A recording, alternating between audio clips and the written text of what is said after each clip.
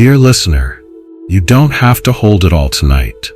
The weight you've been carrying, the unanswered questions, the tension in your chest, the thoughts that won't settle, has followed you through the day, and now it lingers in your breath, your shoulders, your thoughts. But here is different. This moment is not about solving anything. It's about softening. Allow yourself to arrive, not as someone who needs to achieve peace, but as someone who is already worthy of it. You've done enough. You've tried enough. Now you can simply rest. In Zen, silence is not empty. Stillness is not lifeless. They are full of truth, of clarity, of a presence that doesn't shout but quietly remains. When the Buddha sat beneath the Bodhi tree, he wasn't seeking more. He wasn't fighting or fixing. He simply watched his breath, his thoughts, the truth of impermanence, and in that deep stillness, awakening came. Maybe you've forgotten what that feels like. Not just the idea of peace, but the experience of it. Not a concept to chase, but a home to return to. That's what tonight is for. Not for striving, not for doing, but for remembering the calm that's already inside you. There's a reason Zen teachings are often shared through stories. Not because they give you answers, but because they bypass the busy mind and go straight to the heart. Zen stories are like ripples in still water. They don't teach in the usual way. They reveal. They don't say, here's what to do. They whisper, look within. Some may sound strange at first. Others may make you smile or pause. Some will feel like dreams that don't need explaining. And that's the point. Zen is not about understanding with the intellect. It's about meeting the moment with openness. So tonight, as you listen, don't try to figure anything out. Don't strain to extract meaning or memorize the lesson. Let the stories wash over you. Let them drift in and out like clouds. Let them find you in the spaces between thoughts. You don't have to agree. You don't have to explain. You only need to listen, softly. Because healing doesn't always come through answers. Sometimes it arrives in the quiet, in the pause between words, in the breath that returns home. In the moment you stop searching and simply allow. Tonight we'll journey through 10 Zen parables. Each one a doorway, a small lantern, a path not to somewhere else, but back to where you are. Some of these stories are ancient, passed down from masters who sat in silence for years. Others come from forgotten temples, mountain hermits, or quiet encounters that changed everything with just a few words. You don't need to follow them like a map.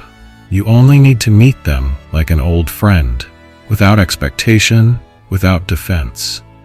Let your body soften. Let your thoughts slow. Let your breath deepen. And if the mind wanders, that's okay. Gently bring it back, not with force, but with kindness. There is no right way to listen, only presence. So dear listener, wherever you are, however you feel, whatever today has been, let it be enough, let it be over. Let this be the doorway into stillness. We begin now, not with effort, but with allowing. Not by seeking, but by simply being here. The first story begins. 1. The Teacup and the Silence. There was once a learned man who came to visit a Zen master. He was a professor, respected, articulate, full of knowledge. He had studied Buddhist texts for years, read countless commentaries, and even taught courses on meditation and philosophy. His mind was sharp, his speech confident, and now he came seeking something more. Something he couldn't find in books. The true experience of Zen. The master welcomed him kindly and invited him to sit. Without waiting, the professor began to speak. He shared his insights on the ego, his understanding of emptiness, his thoughts on enlightenment. He quoted sutras, compared schools of thought, and even offered his critique of certain teachings. The words flowed like a river without end. The master said nothing.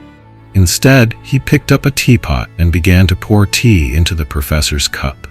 The professor kept talking. The master kept pouring. The tea rose to the rim. Then it spilled over, onto the saucer, onto the table. Still, the master poured. The professor finally noticed and exclaimed, "Stop! The cup is full. No more will go in." The Zen master looked at him gently and said, "Like this cup, you are full of your own opinions and assumptions. How can I show you Zen if you do not first empty your cup?" In that quiet moment, something shifted. The professor stopped speaking. His shoulders relaxed.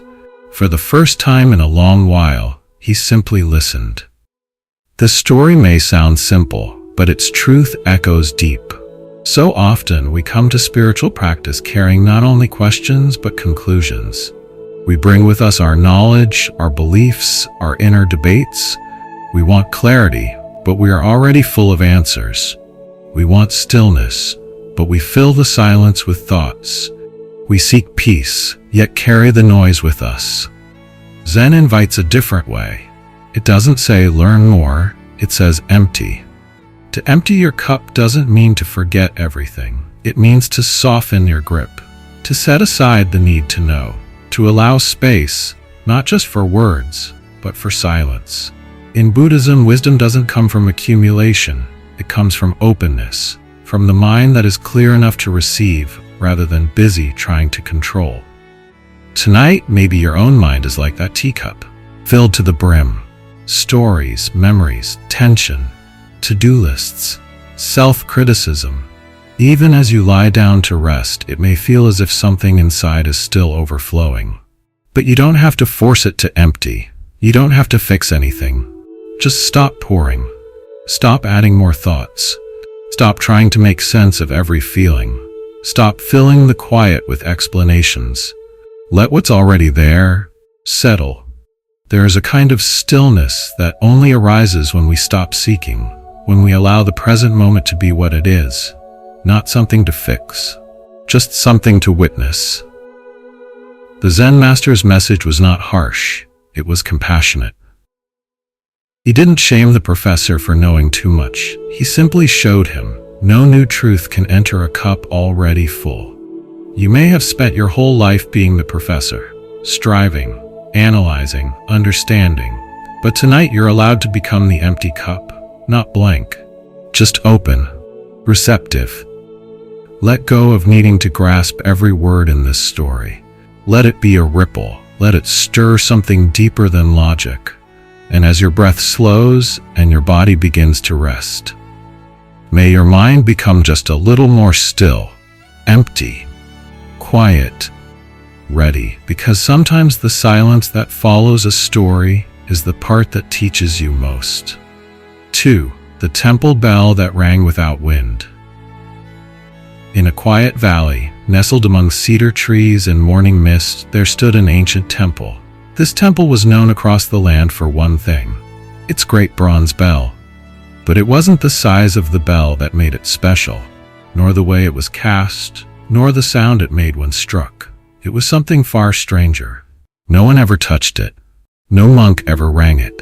And yet sometimes it rang, not with regularity, not with pattern, but on certain mornings, early, silent, golden with light, those nearby would hear the soft, low tone of the bell echoing across the trees. No wind, no ropes, no hand, just the bell and its song.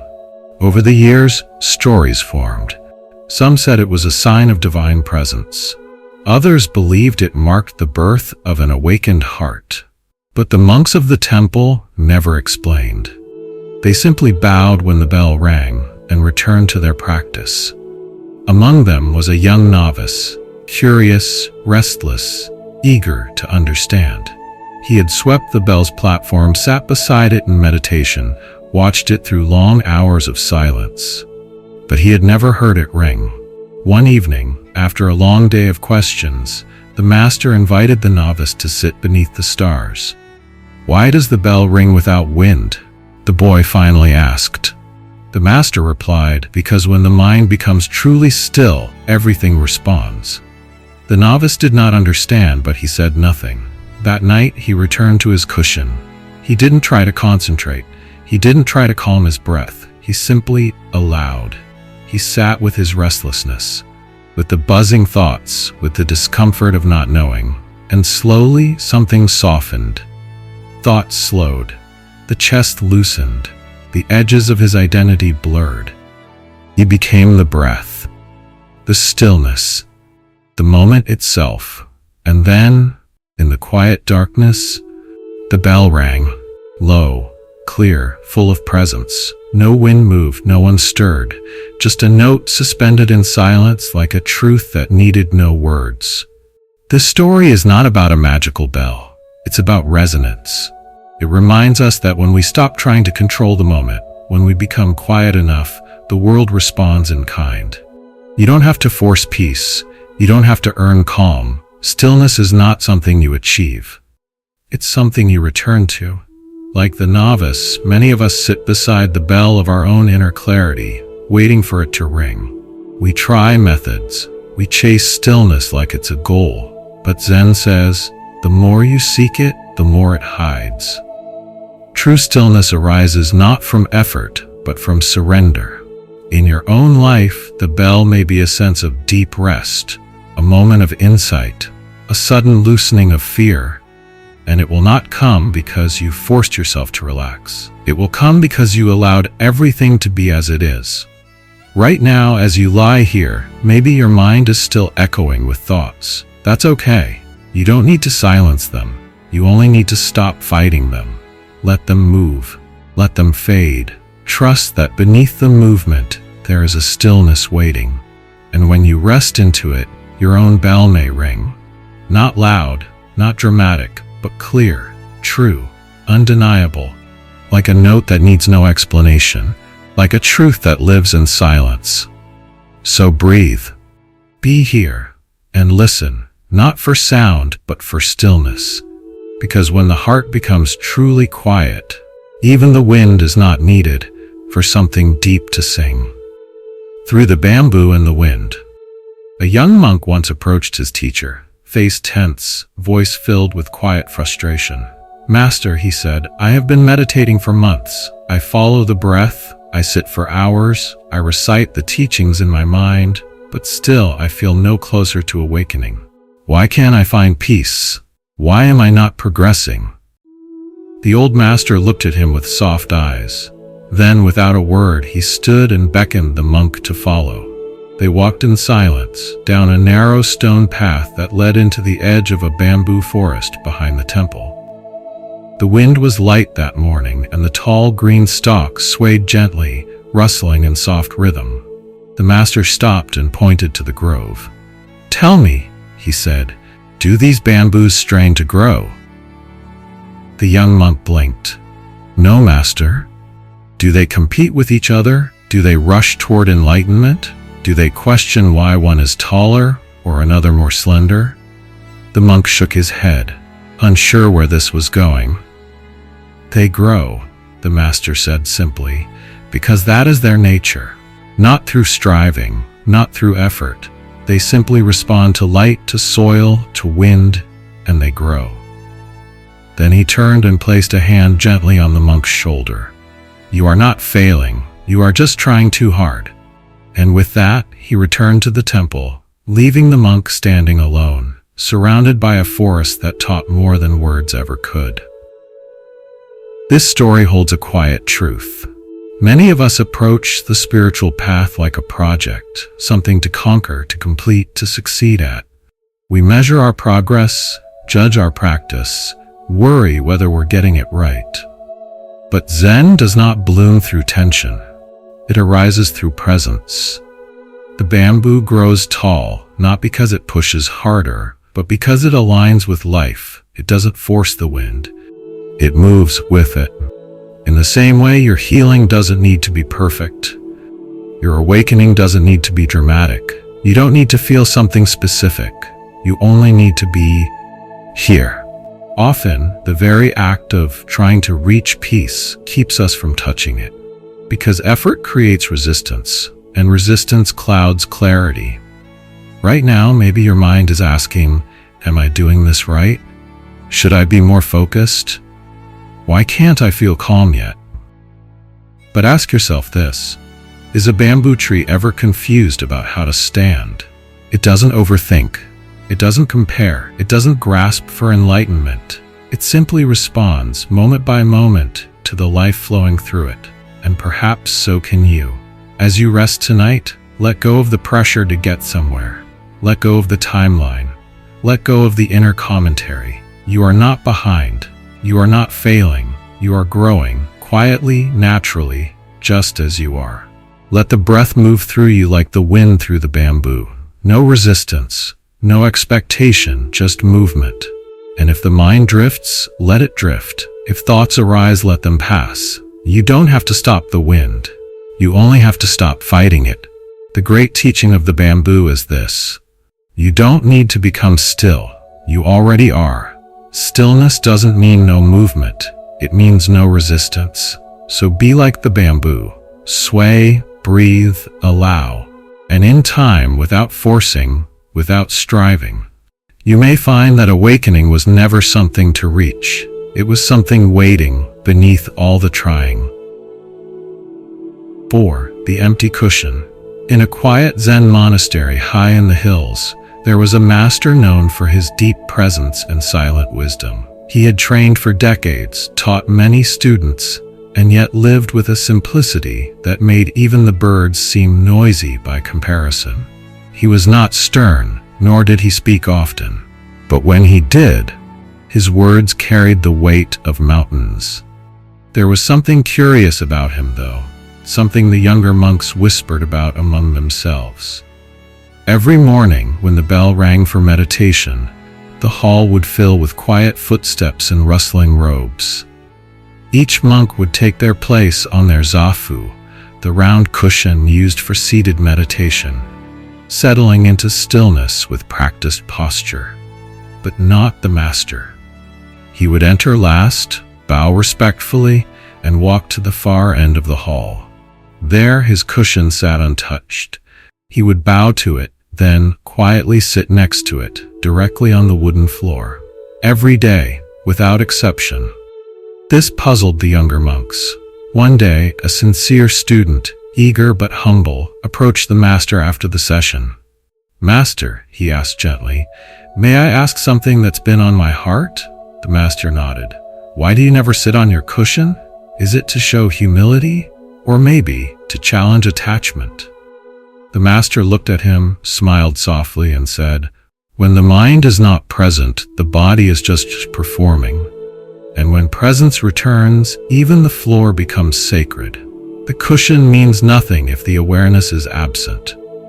The student blinked, unsure how to respond. The master continued, his voice barely louder than breath. "It's not where you sit, it's how you sit. It's not the form that matters, but the aliveness within the form." Then he bowed and walked away, leaving the student staring at the empty cushion. This story may seem small, even strange, but in Zen, such moments are everything.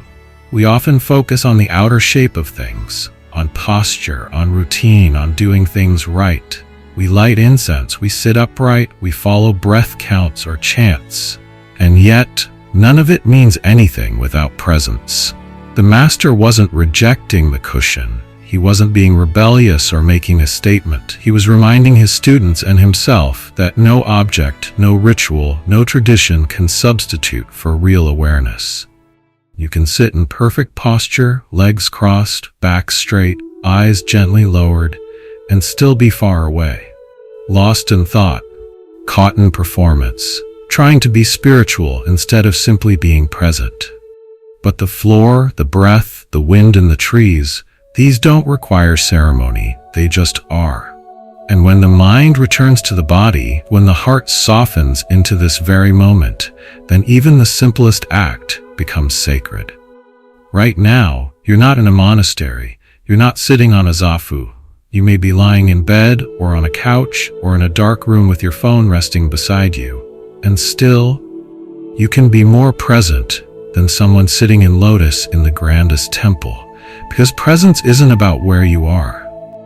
It's about how you meet this moment. Are you resisting or allowing? Are you analyzing or listening? Are you trying or simply being? When you bring your full awareness to this breath, to this body, the ordinary becomes luminous. A bed becomes a cushion. A breath becomes a bell. A pause becomes a prayer. The master sat on the floor, not because the cushion was unworthy, but because he had realized that the seat of awakening is not beneath you. It is within you. No matter how many cushions we collect, no matter how many books we read or practices we perform, if we are not truly here, the form is empty. But when we are here, fully, gently, honestly, even emptiness becomes full. Tonight, maybe there's a part of you striving to do this right.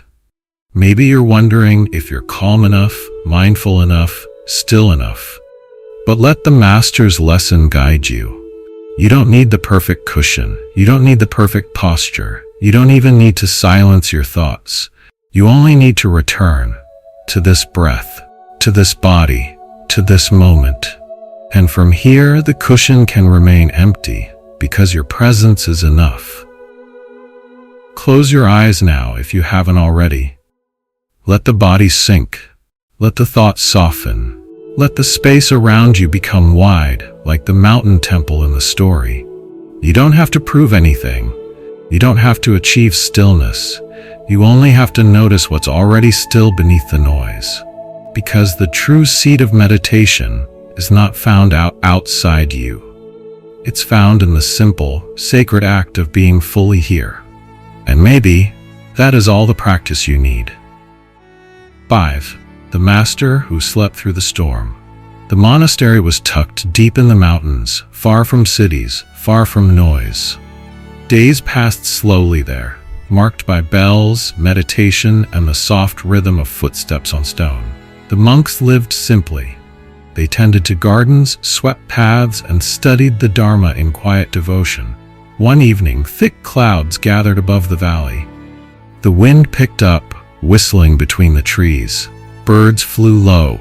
The air felt heavy, still, like it was holding its breath. Then, just after dark, the storm broke. Thunder rolled across the mountains like drums. Rain poured from the sky in great sheets. Trees bent under the wind. The temple roofs creaked. Lightning cracked, illuminating the forest in blinding white. Inside the monastery, monks rushed to secure windows, cover the scrolls, and check the beams of the meditation hall. Candles flickered, went out. The air was full of shouting and movement and fear. But in one of the small wooden rooms tucked away at the far end of the hall, the master slept. While others moved in panic, he remained still. While the wind howled and the rain pounded the roof, his breath moved softly, evenly, undisturbed. When the storm passed in the early hours and calm returned to the valley, the monks gathered, wet, tired, some a little shaken. They looked to the master, who had just emerged from his room, robes dry, eyes clear. One of the younger monks stepped forward and asked, "Master, how could you sleep through the storm? Weren't you afraid?"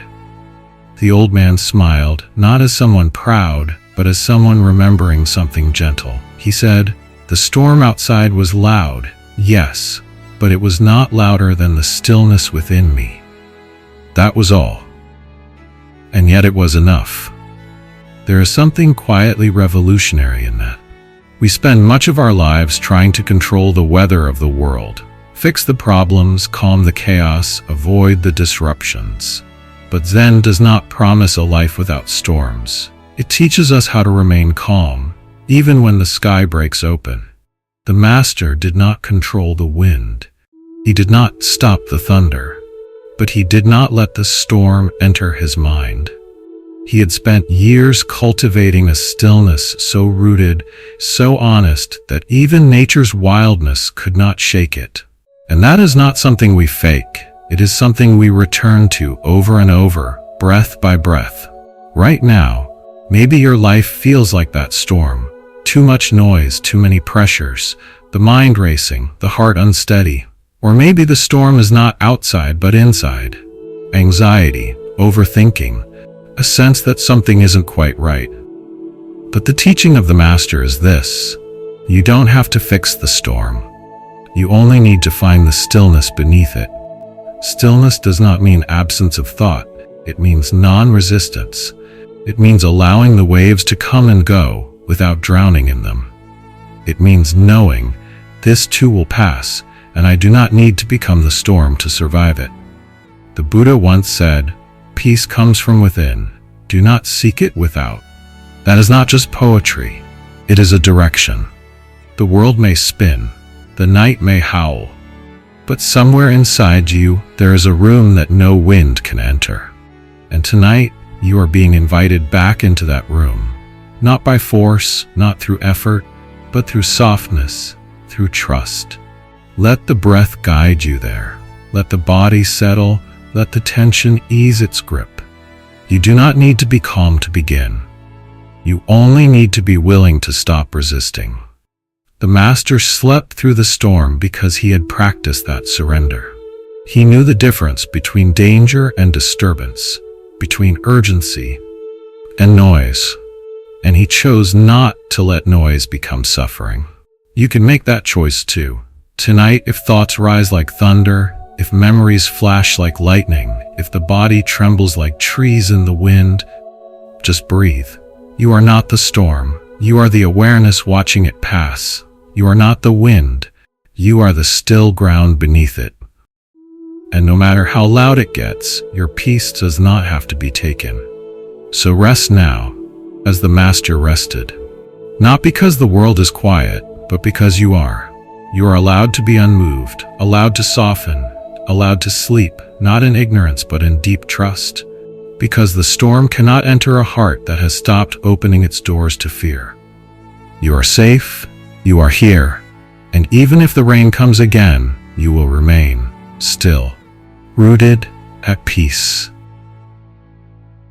6. The Fisherman and the Still Lake. At the edge of a quiet forest, there was a lake so calm that on windless days, its surface became a perfect mirror. Clouds drifted across it like thoughts in a quiet mind. Birds skimmed along the water without breaking it. Trees bowed gently to see their own reflection. People from nearby villages called it the listening lake, because it seemed to respond, not to words, but to presence. One morning, a fisherman arrived at its shore. His face was tight, his steps hurried. He carried 2 poles, a net, a basket, and a mind full of expectations. He had heard stories about the lake, that fish here were plentiful, that if one sat with patience, the water would give. But he was not interested in stillness or waiting. He wanted results. He set up quickly, threw his line, sat, and waited. 5 minutes passed, then 10, then 20. Nothing. No tug, no ripple, no sign of fish. He grumbled, shifted, threw again, still nothing. His breath grew shallow, his brow tightened, thoughts swirled. Maybe the stories were lies. I must be doing something wrong. Why won't the fish just come? He slapped the water with his net. He shouted. He stirred the surface with his pole, as if to wake the lake up. Just then, a monk appeared, quietly, as monks do, walking the path that curved along the shore. He watched for a while, then approached gently. "Good morning," the monk said.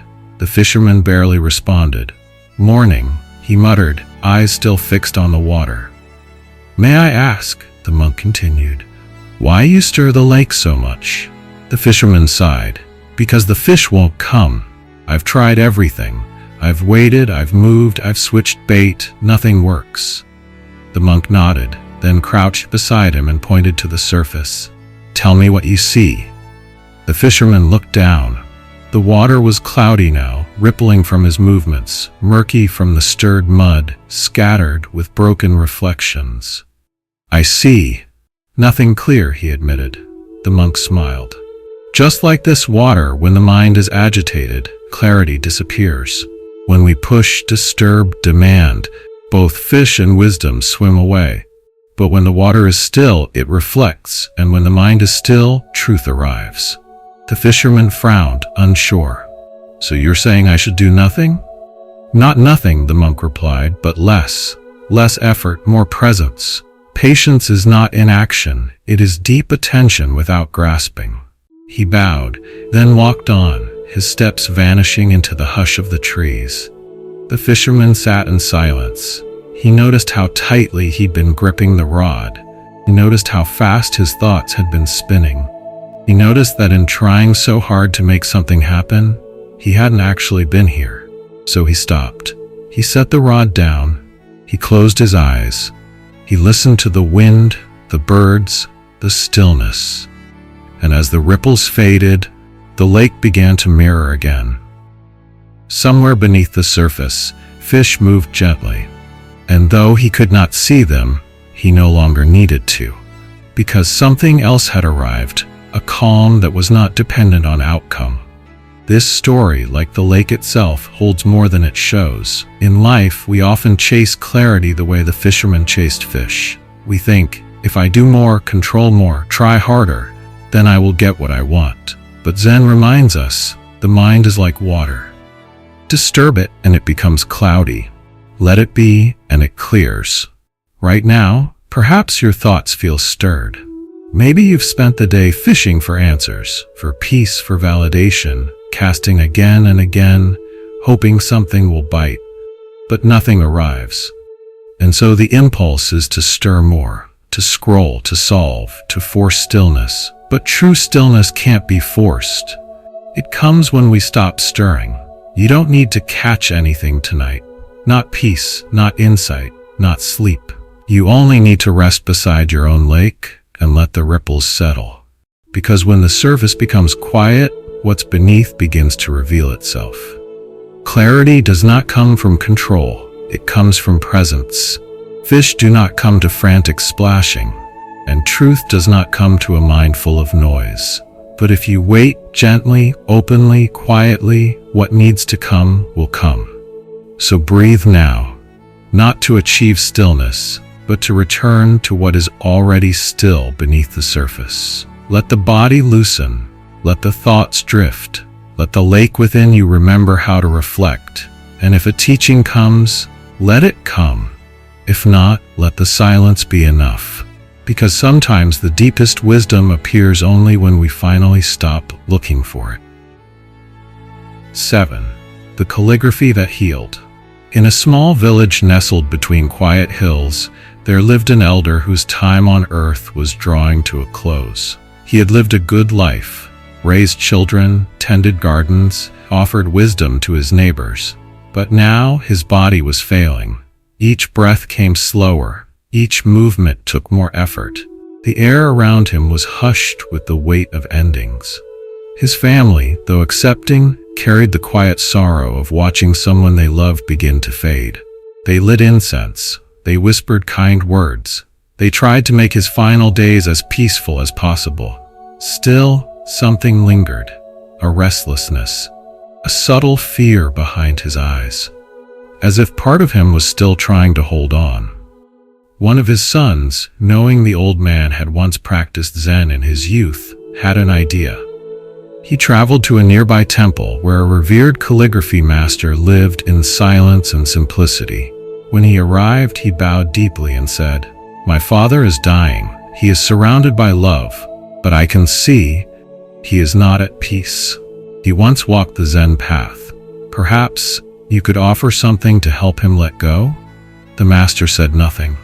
Instead, he walked slowly to a long scroll of fresh rice paper, dipped his brush into ink, and in a single, fluid motion, wrote one word.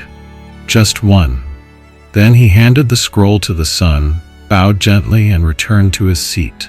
When the son brought the scroll home, the family gathered around the old man's bed. They unrolled it slowly, reverently. There, in bold, flowing black strokes, was a single character. Stillness. The old man looked at it for a long time.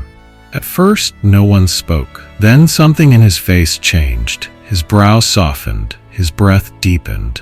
A faint smile touched the corners of his lips. He whispered, almost to himself, "Yes, this is enough." And not long after, he closed his eyes and drifted into the great silence.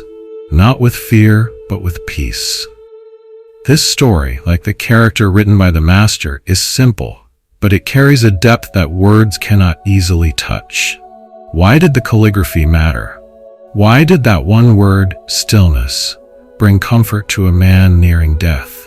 Because in that moment, it reminded him of what he had always known, but forgotten. That he didn't need to fix anything, didn't need to resolve every question, didn't need to hold on. He only needed to rest in what was already here, stillness. The ground beneath all experience, the space behind every breath, the truth that remains when everything else falls away. In Zen, stillness is not merely the absence of movement. It is the presence of full awareness, calm, clear, compassionate. It is what remains when we stop resisting. It is not dead space. It is alive, radiant, healing.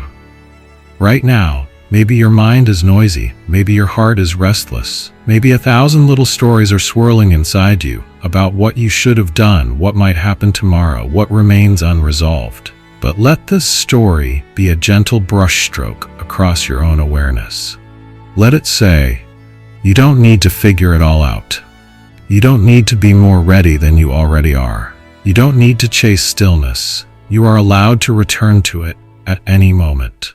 Like the ink on the paper, your piece doesn't need to be rewritten. It only needs to be seen. Stillness is not far. It is not later. It is here. In the quiet between thoughts, in the pause between breaths, in the space where you stop striving and simply allow. Let the words settle into you now. Not as an idea, but as a presence.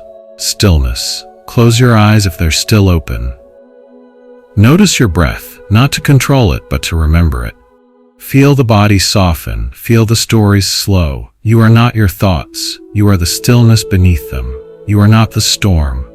You are the quiet lake beneath the sky. You are not broken, you are simply remembering. Just like that old man, you don't need more time to be at peace. You only need to return to this moment, this breath, this stillness.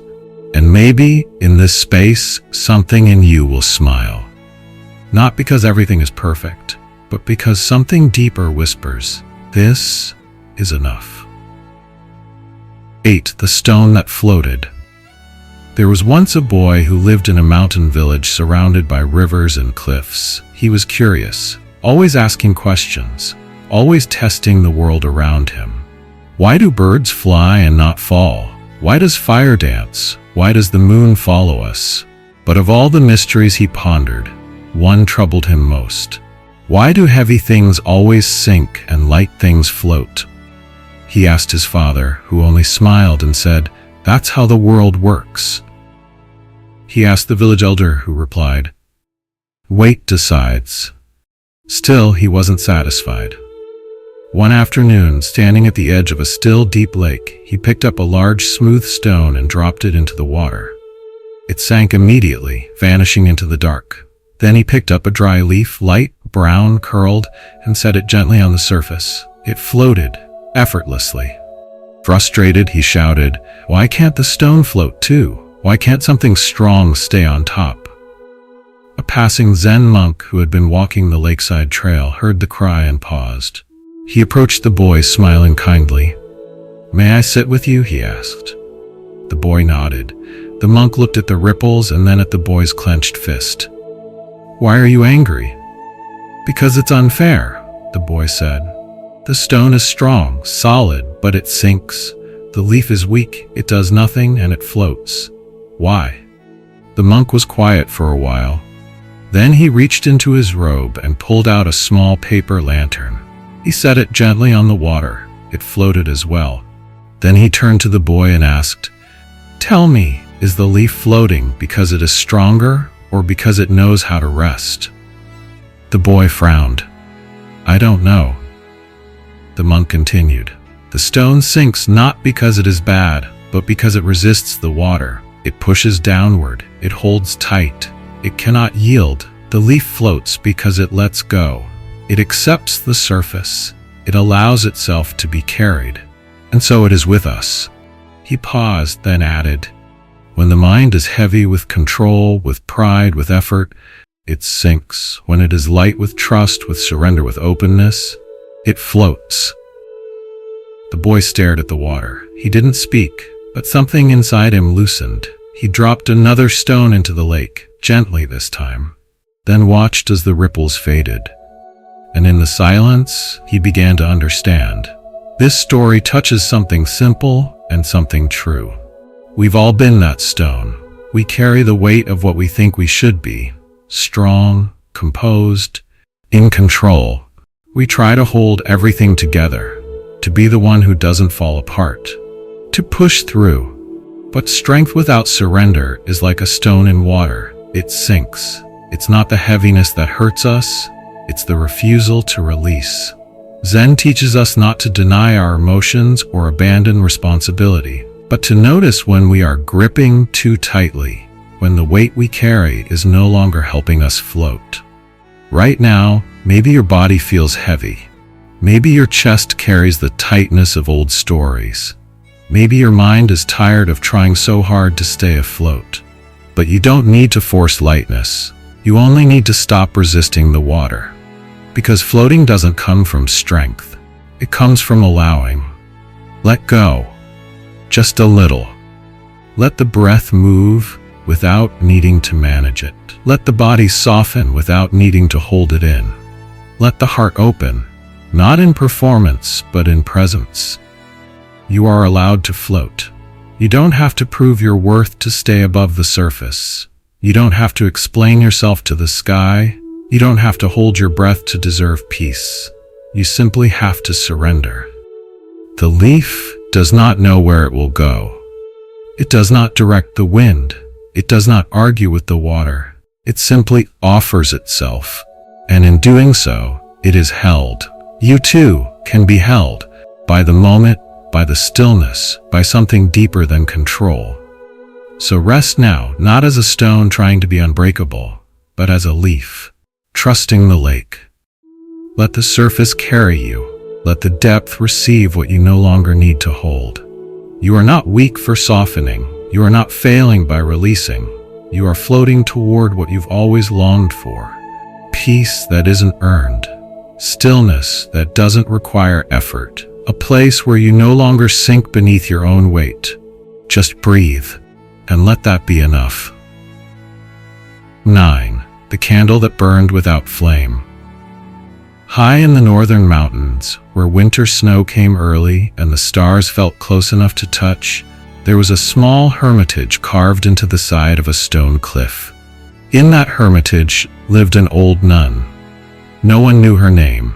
Villagers simply called her the Silent One. She had lived there alone for many years, meditating through seasons, walking barefoot through snow, sitting for hours beside the frozen stream. Some said she had once been the abbess of a great temple.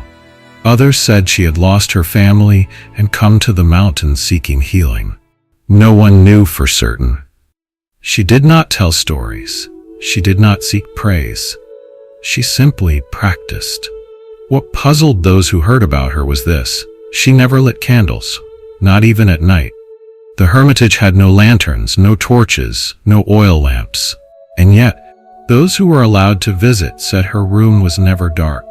It glowed, softly, subtly, not from fire, but from presence. One winter, a young novice came to the mountain seeking guidance. He was restless, disillusioned. He had read books, sat in retreats, memorized chants, but still he felt lost. The cold wind bit his skin as he climbed. The snow reached his knees, but he didn't turn back. When he finally reached the hermitage, he bowed deeply and waited outside. Hours passed. At dusk, the nun opened the door. She said nothing, only stepped aside, allowing him in. Inside, the room was bare. A cushion, a mat, a few worn bowls, and in the center, a candle, unlit, yet the space felt luminous. The boy spoke nervously. "I came to ask you about awakening, why it feels so far, why the path is so hard." The nun looked at him for a long moment, then pointed to the candle. "What do you see?" The boy answered, "A candle, but it's not burning." She replied, "Are you sure?" He looked again. It was true. There was no flame, no smoke, no heat. And yet, the room felt warm, not in temperature, but in something deeper. He could see clearly. not with his eyes, but with something within. The nun said softly, "When the mind is quiet, the heart becomes the flame, and when the heart burns with presence, even darkness cannot stay." She then motioned for him to sit. No further teachings, no elaborate metaphors, just stillness. They sat through the night, two figures, one cushion, one unlit candle. And as dawn broke through the misted window, the boy wept quietly. Not from sadness, nor from joy, but from recognition. Something in him had been lit, not by effort, not by seeking, but by being in the presence of someone who had become light. This story holds a truth that defies logic. We spend so much of our lives trying to light the flame, through achievement, through ritual, through chasing states of bliss. But Zen says, you are not meant to create the light, you are meant to uncover it. The old nun did not need a candle to illuminate her world. Her presence, quiet, steady, sincere, was the light. Stillness can glow, awareness can warm, compassion can shine brighter than any flame. Right now, you may feel like your candle is unlit. Maybe the day left you cold. Maybe your inner world feels dim, scattered, uncertain. But what if you don't need a flame? What if you are already glowing, just beneath the noise? Close your eyes if they're still open. Let go of trying to ignite something. Let go of waiting for the perfect moment to feel peace. Beneath the surface, you are luminous. You've just forgotten. Not because you failed, but because the world taught you to look outside. For answers, for light, for meaning.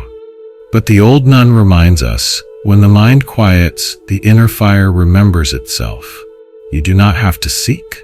You do not have to perform. You only have to sit, honestly, humbly, completely, with what is. That is the candle, that is the light, and it does not flicker. So tonight, as you rest, know this. You are not in darkness. You are not waiting for a spark. You are already burning, softly, steadily, beautifully, like a candle that needs no flame. Let yourself glow. Let yourself rest. Let this be enough, because the stillness inside you was never empty. It was always light. 10. The mirror that refused to reflect. In the heart of a bustling town, where markets buzzed and temples rang with bells, lived a man who carried a small hand mirror everywhere he went. It was no ordinary mirror. Polished silver, framed with dark sandalwood, and said to have once belonged to a Zen master. It had been passed down through his family for generations, always kept close, always revered. Each morning, the man would hold it up to his face to see his reflection. But lately, something had changed. No matter how he turned it, how he angled it to the light, the mirror reflected only a dull, distorted image. His face looked twisted, clouded. The more he stared, the more unsettled he became. "I look tired," he muttered one day. "Angry. Wrong." He began blaming the mirror. He wiped it with cloth, washed it with water, scrubbed it with oils. But still, the image remained unclear. Convinced that something mystical had broken, he went to the temple at the edge of town and asked to see the Zen teacher who lived there. He was brought to a quiet garden where the teacher was raking dry leaves into circles. Without looking up, the teacher said, "Sit." The man sat. "I've come about this mirror," he said. "It used to reflect clearly. Now it only shows ugliness, darkness. Something must be wrong with it." The teacher reached out a weathered hand and took the mirror. He looked at it once, then blew gently across its surface. A cloud of fine dust rose and disappeared into the air. He held it up to the man. There, for the first time in weeks, the reflection returned, calm, clear, whole. The man blinked in surprise. "But I cleaned it," he said. "I tried everything." The teacher replied, "Not everything. You scrubbed with effort, but not with awareness. What clouded your image was not the mirror, but the dust of your own mind." He handed the mirror back, then returned to raking, and the man sat in silence, no longer looking at the mirror, but into himself. This story is short, yet deep. Because like that man, we each carry a mirror inside, a surface where truth reflects. It shows us who we are, what we feel, what we fear, what we forget. But often we look into that mirror and see distortion.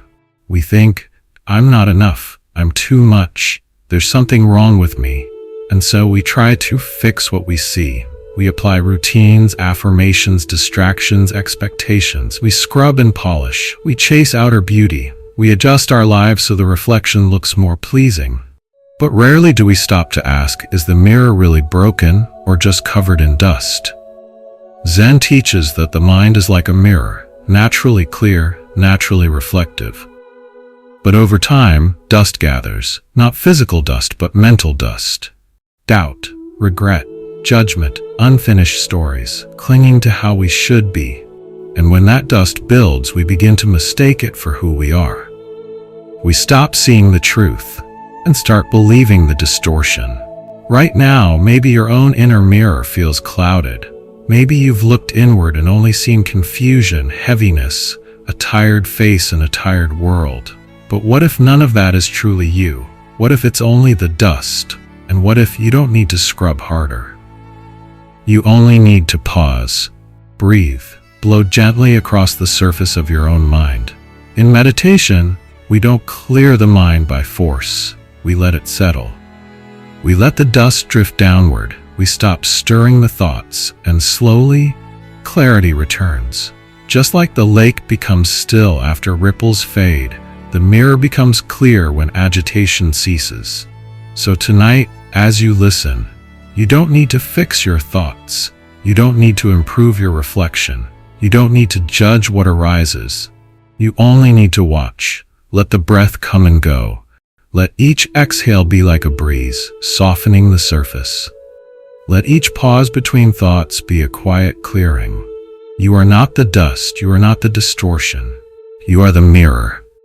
Still, patient, already capable of seeing clearly again. And when the mirror clears, what you see is not perfection, but truth.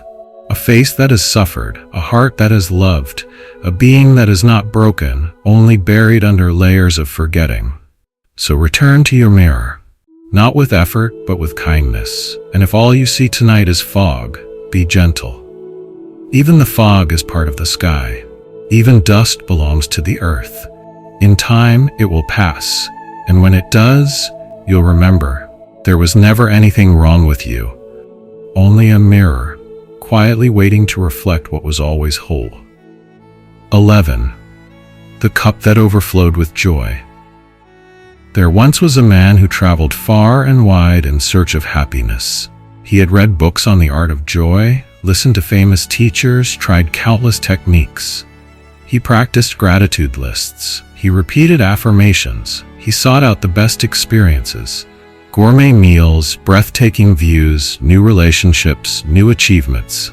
And still, something felt missing. Happiness for him was always just around the corner. Almost there, but never quite. One day he visited a quiet Zen temple, nestled among pine trees and mountain mist. The abbot there was known not for his teachings, but for his smile. A calm, gentle smile that never seemed to leave his face. The man bowed deeply and said, "I've come to ask about joy." The abbot nodded and motioned for him to sit. He poured tea into the man's cup. The man began speaking about all the ways he'd tried to feel better, to feel fulfilled, to finally arrive at peace. But the abbot just kept pouring. The tea rose to the rim and then spilled over, first onto the saucer, then onto the floor, then onto the man's robes. "Stop," the man cried. "It's full." The abbot stopped pouring, looked at the man kindly, and said, "And so are you." The man blinked. "You've come looking for joy," the abbot continued, "but your cup is already full of expectations, of effort, of not enough. There's no space left for the joy you seek." The man sat in stunned silence. The abbot then picked up an empty bowl, turned it upside down, then set it gently open and ready in front of him. "When you are ready to stop chasing," he said, "joy will find you." This parable, like the tea, spills softly into us. So many of us walk through life like that man, with a cup already overflowing, but not with joy, with pressure, with mental noise, with the quiet ache of always reaching for something more.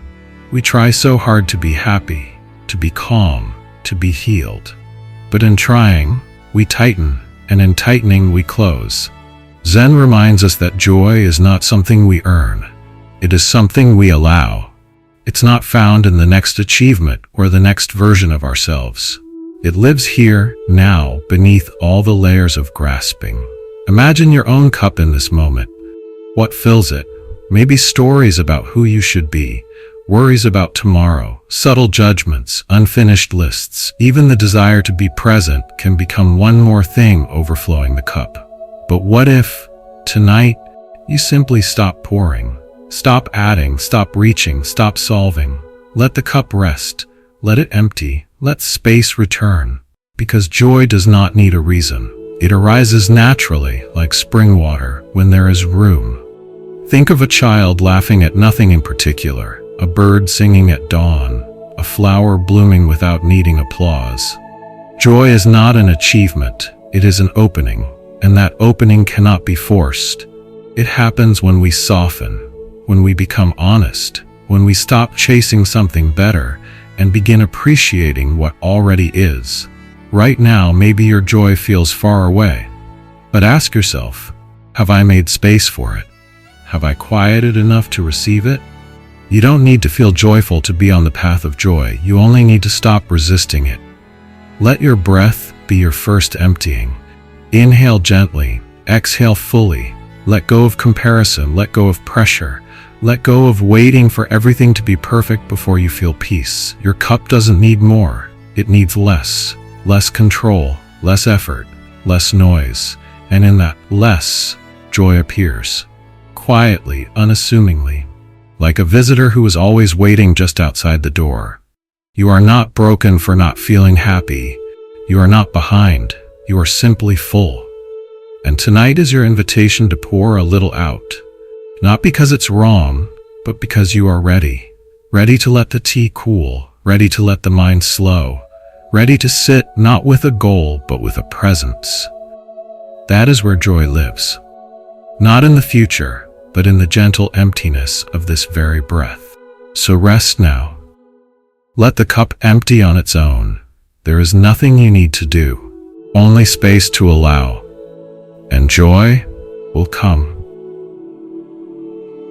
12. The bird that forgot it could fly. In a quiet village near the forest edge, there was a man who kept a small bird in a beautiful cage.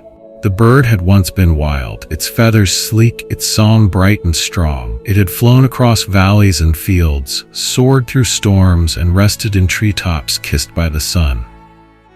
But one winter, the man had found it injured, wing trembling, chest heaving. He took it home, fed it, healed it, and when it was well, he did not release it. Instead, he placed it in a cage made of polished wood and golden bars. He told himself it was safer this way. No predators, he reasoned. No cold nights, no hunger, no harm. The bird at first resisted, flapping, crying, pressing itself against the bars. But time passed, and slowly it stopped trying. It sang less, moved less. Eventually, it stopped looking out the window altogether. It forgot the wind, forgot the sky, forgot that it had ever been meant to fly. One day, years later, a traveling monk came to the village. He stopped at the man's house to rest and share tea. As they sat together, the monk heard a faint chirp from the other room. "What is that?" he asked. The man smiled. "My bird. I rescued it years ago." The monk stood and walked to the cage. He looked inside and said nothing for a long time. Then he asked gently, "Why is the door locked?" The man replied, "To protect it. If I open the door, it might try to fly and fall." The monk nodded, then said something unexpected. "Sometimes the greatest harm is not falling, but forgetting we were meant to rise." He bowed, thanked the man for the tea, and left. That night, the man couldn't sleep. The monk's words echoed in his mind. He rose in the early dawn, walked to the cage, and opened the door. The bird didn't move. It looked at the open space, then back at the man, and stayed where it was, because even though the cage was open, the bird no longer remembered the sky. This story, like many in Zen, is not just about a bird. It is about us, because we too forget. We forget we were born free, free to feel, free to rest, free to love without armor, free to be ourselves without apology. But somewhere along the way, we were hurt. Maybe not by cages with bars, but by silence that felt like rejection, by failure that felt like shame, by expectations that taught us to shrink. And so, we learned to stay small, to hide the wings, to avoid the sky, to stay in what is familiar, even if it's limiting. Sometimes we call this safety, but Zen calls it forgetting. Right now, maybe part of you has forgotten how to trust your own voice, forgotten how to breathe without pressure, forgotten that you're allowed to step outside the thoughts that bind you. But the door's open. The present moment is that open door. The breath is that open door. The stillness within you is not the cage. It's the sky. You don't need to force flight. The bird does not leap before it's ready. It remembers slowly, by watching the wind, by feeling the air again on its feathers. In the same way, you can begin to remember who you are, not by pushing, but by pausing, by softening into this breath, by noticing how much you've been holding, by seeing that the cage may not even be there anymore, but the memory of it is. And that's okay. Gentleness is the key. You don't have to fly tonight. You don't have to soar. You only need to notice the space around your thoughts, the space inside your chest, the space between effort and grace. Zen is not about becoming someone else. It's about remembering who you were before the forgetting began. You are not broken. You are not too late. You are not trapped. The door is open. Let the breath remind you. Let the silence guide you. And when the time comes, if not now, then someday, you will step forward, not to escape, but to return. Return to the wind, return to your wings, return to the sky that has always been waiting. Because no matter how long you've been inside, you were always meant to fly. Dear listener, you've just journeyed through another quiet path of Zen stories. Not to collect teachings, not to become better, but simply to remember the stillness that needs no effort, the clarity that returns when we stop chasing, the peace that was always here, softly resting beneath the noise. Each story was not a lesson, but a mirror, a reflection of your own heart's wisdom, a whisper from the silence within, a gentle nudge toward what you already know, but may have forgotten. Perhaps something in you softened tonight. A thought let go, a breath deepened, a longing eased. If so, don't rush to hold on. Let it linger like incense in the air, like moonlight on water, like the hush before dawn. You don't need to remember every word, only how it made you feel. At ease, at home, at peace. The world will stir again, noise will return, but so can you if you choose, and now you know the way back to your breath, to presence, to the quiet truths that ask for nothing, yet offer everything. If something here touched you, if even one story met you in your moment, then this space remains open. You're always welcome here. Subscribe to Mindful Dharma, not to consume more, but to come home again and again, not to escape the world, but to meet it with stillness, kindness, and a deeper seeing.